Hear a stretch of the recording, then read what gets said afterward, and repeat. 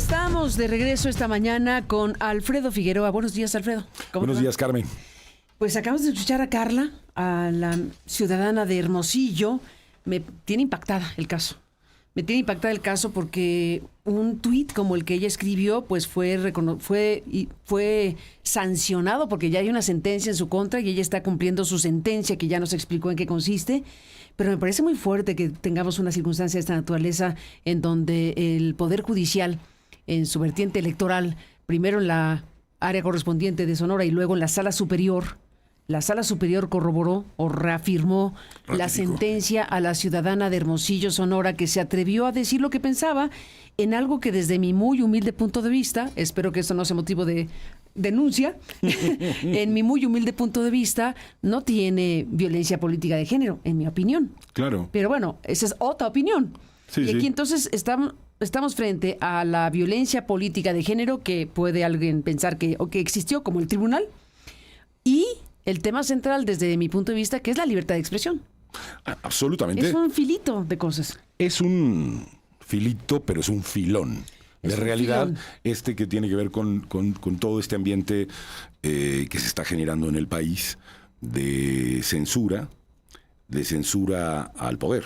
Es decir, de censura, no perdón al poder, sino decir, desde el poder a todo aquello que el poder considere que le agravia o le afecta, etcétera, como tal. Ya quedó muy claro todo lo que hizo la señora Carla Estrella, ¿no? Que ella pues es una ciudadana que puso un tuit, ¿no? Y hablando de las fórmulas para darle una candidatura a alguien, porque ella hablando del nepotismo que hay en Morena. Pues habló exacto. Hablando del nepotismo del señor que preside hoy el Congreso de este país, ¿no? Haciendo berrinche, dice, para que su esposa estuviera en las listas de diputados, ¿no? Bueno, es la opinión de una ciudadana respecto de si tenemos derecho los ciudadanos a opinar del poder. A menos que este gobierno quiera también institucionalizar, como intentan por esta vía corrupta, ¿no? La imposibilidad de que la gente opine. De que la gente diga, yo considero que este señor está actuando en favor de su pareja para que sea inscrita en la lista de candidatos a una diputación. Y eso motiva... ¿Y puede ser cierto o falso incluso? Puede ser cierto o falso. Porque es su opinión y es una discusión de otra índole. Por supuesto. Pero fíjate, a ver, primero, en mi opinión, digamos, no hay aquí un asunto que tenga que ver con violencia política de género, porque los tipos que requiere el ejercicio de una violencia de esa naturaleza no se presentan en este caso, ¿no?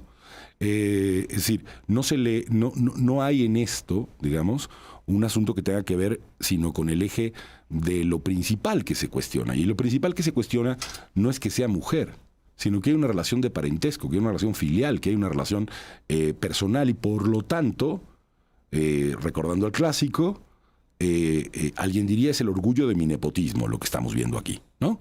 Recordando a López Portillo, ¿no? Bueno, pues decir esto es hoy catalogado como violencia política de género. Y yo no sé cómo no hay una reacción, particularmente del feminismo en México, en este momento, diciendo, oigan, a ver, espérense un momento, alto aquí.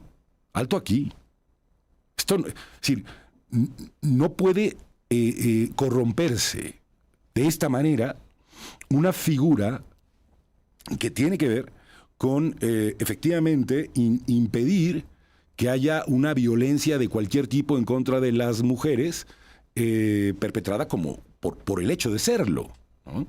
Por el hecho de serlo. Una cosa muy distinta sería si esta persona, la que es diputada, no me acuerdo ahora su nombre, la conocemos todo el país ya como dato protegido, la señora dato protegido, ¿no? No tuviera ningún tipo de relación filial y entonces fuese acusada por el hecho de simplemente ser una mujer que llega al poder, ¿no? Como ha ocurrido muchísimo en el país. No es que no haya violencia política de género, por supuesto que la hay y que es absolutamente reprobable, y qué bueno que existan figuras delicadas como esta que tienen que hacer un análisis de contexto, de la crítica, de las circunstancias, para llegar al extremo de decir, hay aquí un ejercicio de violencia política de género y por lo tanto vamos a hacer un proceso de sanción en relación a este tipo de cosas. Pero a ver, Carmen, el presidente de la República anterior se refirió a la candidata de oposición en múltiples ocasiones por el hecho de si no era indígena, de si era mujer, de si en realidad era corrupta. Y por supuesto que ahí no hubo ningún tipo de reacción vinculada a si había en eso una agresión asociada a su condición o a su carácter de mujer en ese momento. Es decir, no hay una misma vara de medir a la hora de hacer un análisis de esta naturaleza. Entonces, me parece emblemático, paradigmático, no de un ejercicio de libertad, sino de un ejercicio de censura avalado por la máxima instancia del Tribunal Electoral del Poder Judicial de la Federación. El proyecto original, el proyecto de Carla Estrella original, que venía, si no recuerdo mal, propuesto por Reyes, ¿no? Rodríguez, por el magistrado Reyes Rodríguez, lo que decía es, pues este es un ejercicio de libertad de expresión que cuestiona el nepotismo. Entonces, punto. Y entonces agarraron los dos, eso de agarraron es muy bonito, es muy poblano, decir, hay que agarran y que tiran a la basura aquello, ¿no? Y dicen, no, aquí sí hay violencia política de género. ¿Por qué se trata? ¿Por qué lo están haciendo estos señores contra una ciudadana? Pues déjame decirlo, Carmen, porque se trata de la pareja sentimental del presidente del Congreso y del principal operador de Morena en la materia electoral. De unos señores que se extendieron el mandato mediante el proceso a partir del cual, yo te decía hace un momento, el Poder Judicial, ese poder que ya había dejado de serlo, y este poder que se termina, dejan de ser un poder. No es que haya un recambio en el Poder Judicial. Lo que hay, o lo que uno debería conceptualmente entender respecto de esto, es que hay un final del Poder Judicial en México. Eso ya no es un poder, eso lo que es una oficina de empleados del Poder Ejecutivo y de Morena para actuar en función de los intereses que ellos tengan y con las capacidades que tengan para acallar voces que les parezcan molestas, que les lastimen, o para hacer ejercicios de ejemplaridad, de ejemplaridad en torno a esta arrogancia a partir de la cual ellos pretenden ser los nuevos dueños de la palabra que puede decirse en una red social y de las personas a las que se puede criticar y de las personas a las que no se puede criticar en el espacio público. Entonces, ejemplarizante, sin duda. Ejemplarizante. Y solo cierro con en este capítulo hay un tema quizá que debamos tratar de Mauleón, pero que está en otra circunstancia también, Héctor de Mauleón, el columnista del Universal, y además especialista en asuntos vinculados a la seguridad, etcétera. Solo digo una cosa más en relación al caso de Carla Estrella. Ha habido una reacción que a mí me parece muy interesante, Carmen, de las redes sociales, en donde, fíjate cómo, como quiera que sea, hay dentro de ellas una enorme reacción para empezar a burlarse, fíjate lo que son las cosas, de dato protegido. Es decir, hay un montón, yo veía en las redes sociales, particularmente en X, que es la única que reviso, para ser completamente franco, toda la gente se está empezando, hora de pedirle perdón a dato protegido, y es decir, una sorna, una burla a lo que es tan evidente como un ejercicio de censura de esta naturaleza. Entonces, es este ejercicio de voces sociales, de voces en esas redes, que está poniendo en evidencia lo absurdo de una sentencia de esta naturaleza, lo absurdo del comportamiento del tribunal, lo absurdo del comportamiento de la propia denunciante, etcétera, que ahora se ha hecho todavía más evidente la condición a partir de la cual, en un abuso de poder, en un exceso de poder, han censurado a una persona. Esta persona, de la que yo francamente no recuerdo cuál es su nombre ahora, y no recuerdo porque lo que leo en redes sociales sistemáticamente es dato protegido. permanente y sistemáticamente. También la sociedad, a veces, a ratos, reacciona de esta manera, mostrando los absurdos que tiene el poder en relación a este caso. Y tenemos otro, ¿no? Pues está el caso de Héctor de Mauleón y está el caso de Campeche. También es bastante delicado lo que está ocurriendo en Campeche, porque se logró que una jueza interina de Campeche le ordene a una persona que ha sido periodista y director de un medio que deje de referirse, o sea, le ordena que deje de referirse a la gobernadora Laida Sansores. Es también una sentencia, pues, impresionante. Impresionante. O sea, que se le diga a alguien, usted no se puede referir ya nunca más a una gobernadora. Es correcto. ¿Cómo es esto? Bueno, de Mauleón. Yo decía, bueno, de Mauleón y Laida y Puebla y, en fin, yo decía, me voy al caso de Mauleón. De Mauleón todavía se encuentra, hasta donde yo entiendo, en una cadena procesal impugnativa. A ver, lo de Mauleón, o sea, para que el auditorio tenga el contexto de los hechos a partir de los cuales un columnista es censurado, es que consideran que una candidata de estas del Poder Judicial, que había revelaciones, entiendo que desde Guacamaya Leaks, sobre las vinculaciones que podía tener con el huachicol, gran tema, por cierto, nacional hoy, el huachicol, a propósito de financiamiento de campañas y de un montón de cosas que deberíamos abordar. De Mauleón ha estado revisando este tema de manera, me parece, especializada, con información muy delicada. De Mauleón publicó cosas que no conocíamos respecto de, por ejemplo, los vínculos que hay y que se pudieron acreditar entre el rey del huachicol y el presidente de Morena, que era Mario Delgado entonces, y se publicaron un conjunto de asuntos asociados a esto. Es una gente que ha estudiado con especial atención el asunto. Bueno, pues resulta que esta señora lo denuncia por violencia política de género cuando él está relatando un caso producto de filtraciones de esta naturaleza, y termina el tribunal y termina el Instituto de Tamaulipas por censurar la columna y por condenar a de Mauleón más o menos al mismo tipo de prácticas a las que está condenando a la ciudadana, a que tome un curso, a que lea, a que ponga en su tweet, a que, en fin, todo este tipo de sanciones. Sin embargo, el tema de Mauleón no se encuentra aún en su resolución final.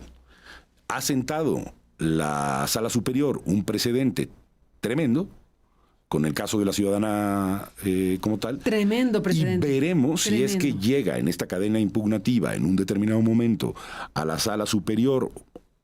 Hay que ver si tiene que pasar por una sala regional, etcétera. ¿A dónde llega al final este asunto y en qué termina, Carmen?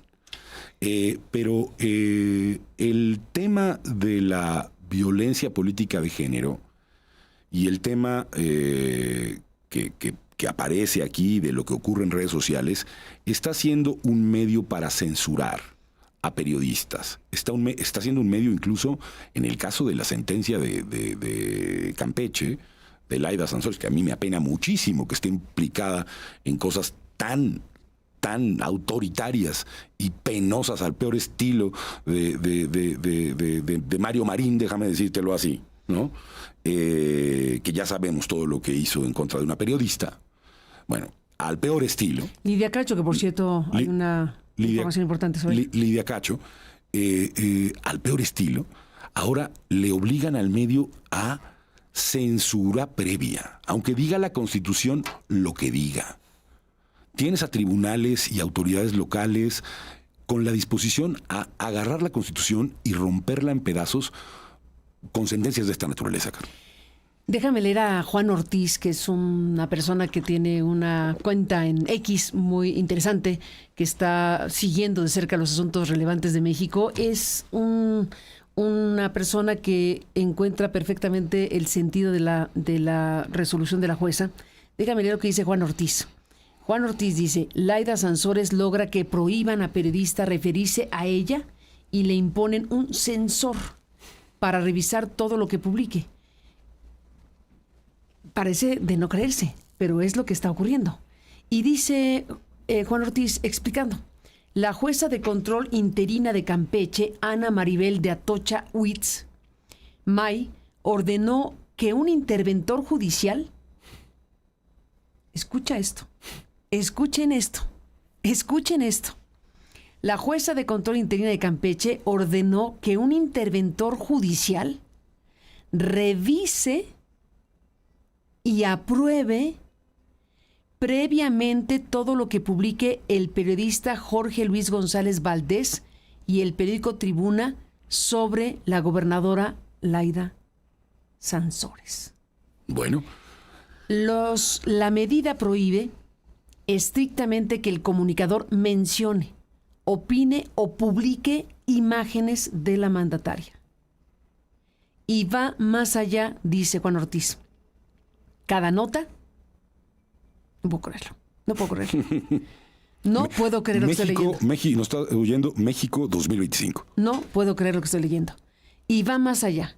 Cada nota, comentario o programa que quiera difundir deberá ser vigilado por un censor oficial designado por el Tribunal Superior de Justicia Estatal. La jueza argumentó que no se impide la libertad de expresión, pero que se debe cuidar la dignidad de la víctima en referencia a Sansores. No se impide la libertad de expresión, pero que se debe cuidar la dignidad de la víctima en referencia a Sansores. El periodista, dice Juan Ortiz, calificó estas restricciones como excesivas, aberrantes y violatorias de mis garantías individuales. Y tiene razón, y yo coincido con Juan, y estoy segura que tú, y vamos a ver qué dice el público. Y tiene razón. En décadas recientes no se había visto un caso donde un juez ordene supervisar todo el contenido de un medio antes de publicarse. Y cierra Juan Ortiz. Así se normaliza la censura política en México. No hay manera de no recordar aquella película fantástica que se llamaba Cinema Paradiso, donde antes de que las películas fueran exhibidas en el pueblo, entraba el cura a ver previamente la película y le pedía a el que presentaba las películas, que por eso se llamaba Alfredo, que cortara los pedacitos de besos que podían aparecer en la película porque consideraba el cura, ¿no?, que no era propio de la moral que profesaba la iglesia que él tenía, esos besos. Bueno, eso que es mucho más hermoso y poético, como es ese caso de aquella película, es atroz y terrible cuando el poder pone a un censor en un medio de comunicación para decirte qué de lo que piensas puede ser escrito y qué de lo que quieres hacer como periodista puede ser dicho en un estado de la República como es Campeche. Pero hay una segunda cosa, Carmen, aquí. Es aberrante. El señor va a ir, desde luego, a hacer un amparo, el periodista. No, sí, tiene que ir, por supuesto que sí. Desde aquí un saludo ¿Ante quién? A Jorge Luis González Valdés. ¿Ante quién? ¿Ante quién va a ir a hacer el amparo? ¿Ante Lenia Batres? ¿Ante Yasmín Esquivel? Sí, ante ellas. Ante quien tenga que ir. ¿Ante quién? ¿Ante qué prototipo del poder que ya no existe va a ir? Es decir, ¿le va a ir a pedir a otro empleado del poder que le haga el favor de defenderlo del poder? Por alguna razón, Montesquieu escribió en un principio aquello que se llamaba la división de poderes. Los periodistas, a partir de esto, ya no tienen ni siquiera la condición de posibilidad de tener una defensa jurídica. Se encuentran en un estado de indefensión frente a estos actos, ¿no? Frente a los actos de abuso del poder, porque no hay contrapesos. Porque se ha tratado de destrozarlos y destruirlos, esos contrapesos. La presidenta de México, en su programa matutino, dijo, es que está muy bien, ¿cuál censura? Es que eran mensajes muy agresivos a Laida. Bueno, que se discuta sobre si hubo mensajes de odio, si hay que hacer una sanción, que se sancione. Ahora, esto es lo que la presidenta de México, yo pregunto porque la presidenta de México dijo que estaba en solidaridad con ese gobernadorzuelo de Puebla, señora Armenta, marinista, y con Laida Sansores, la presidenta de la República. ¿Qué manera de estropear tu memoria, qué manera de acabar con ella cuando tú te pones de lado de gente que termina con este tipo de sanciones, Carmen? Es que es gravísimo. Y podemos seguir la lista de asuntos. Antes, los gobernadorzuelos de todos lados cometían excesos de todos los partidos, no solamente de este. Aquí hay que decir el PRI y el PAN y un montón de partidos, bueno, ya no te digo MC, ¿no? Han tenido prácticas desde el poder de esta naturaleza. Pero había una suerte de contrapesos o de posibilidad, por lo menos la condición de posibilidad de llegar al Poder Judicial y a veces, cuando era necesario, incluso a la Suprema Corte, para que el grado de excesos que se estaban cometiendo pudiesen ser por lo menos atenuados o mitigados y no llegar a estos grados, ¿no? No quiero decir que fuese un Poder Judicial ni perfecto, lejos estaba de serlo, pero por lo menos había un sistema de contrapesos en donde uno tenía la oportunidad de una mediana defensa. Bueno, yo te insisto en algo. No es que haya un recambio en el Poder Judicial en el país.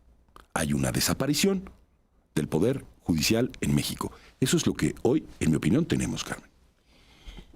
Pues déjame hacer una pausa y regresamos con más. Alfredo Figueroa, en Aristegui Noticias.